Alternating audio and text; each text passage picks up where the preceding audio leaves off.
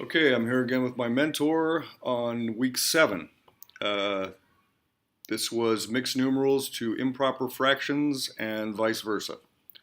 Okay, and the candidate plans instruction that supports every student in meeting rigorous learning goals by drawing upon knowledge of content areas, curriculum, cross-disciplinary skills, and pedagogy, as well as knowledge of students in the community context. Well, maybe since I'm teaching a book, we're using everyday math, and essentially what the school has is we're teaching out of the book.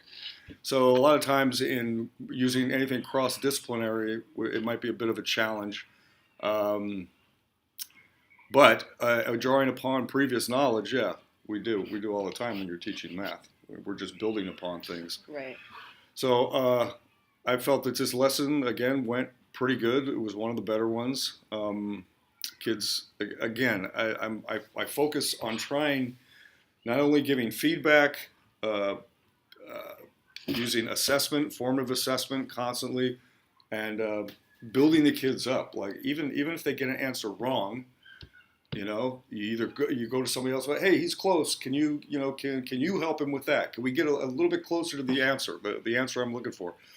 And then nobody feels like they're left out or that like they're not getting it right. And this was another lesson where I think we had worked upon this, and you had worked, and they were struggling, and they get a little bit better, and then, like again, I finally saw some lights going on, and I guess we won't know everything until we do a summative assessment, which we haven't. We're still a few weeks off of that, right? Right. Yeah. So Well, and I think this was a really good lesson and a necessary lesson, especially when you're talking about rigorous learning goals, because that is exactly what improper fractions and mixed numbers are for these guys. This is some of the hardest concepts that they have. They can be very confusing. So for you to go back and break apart a former lesson where we noticed they were really struggling was perfect because it built on what they knew. It broke it down into smaller sections for what they didn't know, and then they were able to finally meet the goal of really understanding how you convert these numbers back and forth both ways. the only thing I guess I worry about is the time in between. There's so many things that we cover in these units, and it's hard to go back and review like No, before the yeah, final. And sometimes these kids have only seen it a few times, and even your best students might not remember these things. So I guess if I had a criticism about the way this is set up, right. that would be it. It seems to have a lot of information packed into a short period of time, and they're supposed to remember, they're supposed to build on things, and um, but I don't know. I think so far it's going pretty good. They're getting it. We don't have anybody that's dropped behind. Those who've dropped behind in the class, we've Yeah, kind of dragged them back up, right. and then it's easy when like I probably said this before is math. Everybody hates math until they get it, until they understand it, and then suddenly it actually even becomes fun.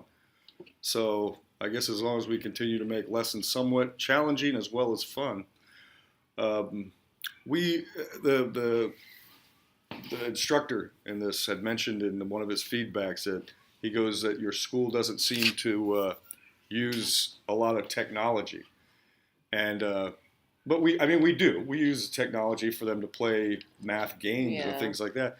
But do you feel that sometimes just that on the board as a group with like whiteboards in their hand and you're showing it, sometimes I think that's just as good as throwing them on a I do too. yeah. I feel like if it's not something that's better or more makes it more meaningful, I think sometimes technology is used just for the sake of technology. Mm-hmm, So I think some of the things that we do without technology is actually a good thing that we're not using it. I think there's other places that we could be plugging technology in, and the school is a bit behind in that way. Um, but we really don't have a math program that allows for too much technology to be mm-hmm, involved. It's a very strict program and it's followed very strictly here. So mm-hmm. Would you? This is on a more personal level. Would you like to see something different put in than this? I know everyday math has been tossed out in so many places in the I U.S. know, we used Engage New York at a couple of schools, and I thought that was really good.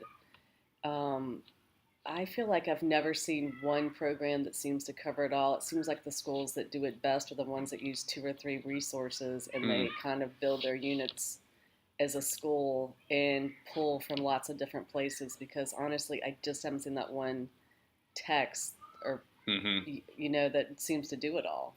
I feel sometimes this one, it limits kids. Like it says, okay, that's as much as you need to know now.